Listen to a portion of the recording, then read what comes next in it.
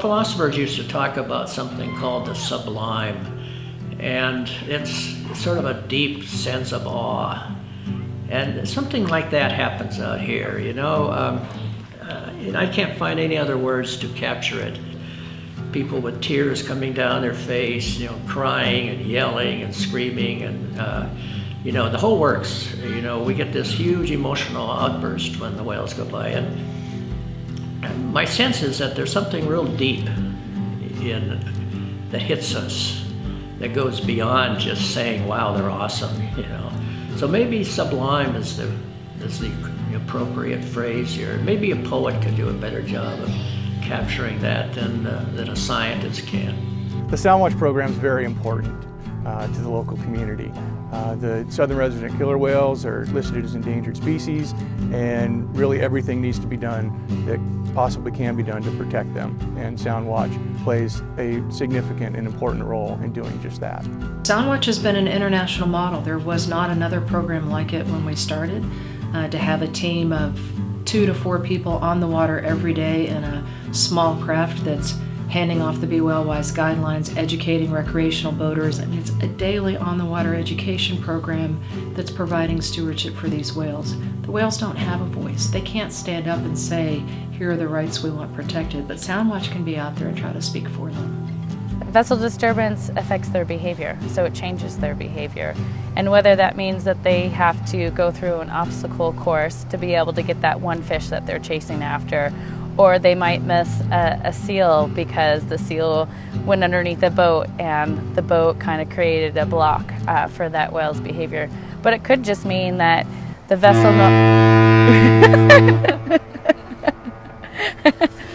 acoustics.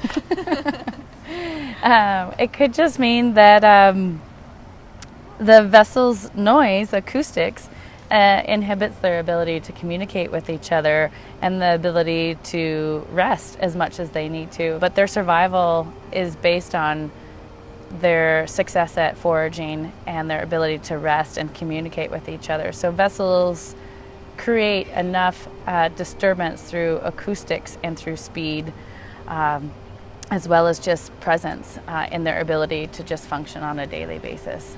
They provide an educational platform that's crucial for the survival of these animals.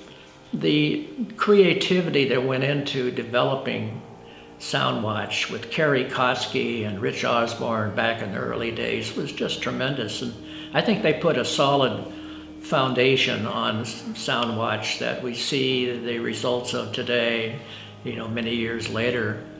Twice an hour, Soundwatch stops the educational context and takes a moment to just characterize the scene through a data collection process. It is important science that's helping us understand how many vessels are around the whales, what kind of vessels they are, what types of activities they're engaged in, what are the whales doing, how are they grouped, what behaviors are they involved in. Through that process, Soundwatch has not only been able to help characterize critical habitat, but also how the whales are using it and what are the best practices for operating vessels around the whales. When do they seem to interfere with behavior? So if we move back a little bit, does it influence that?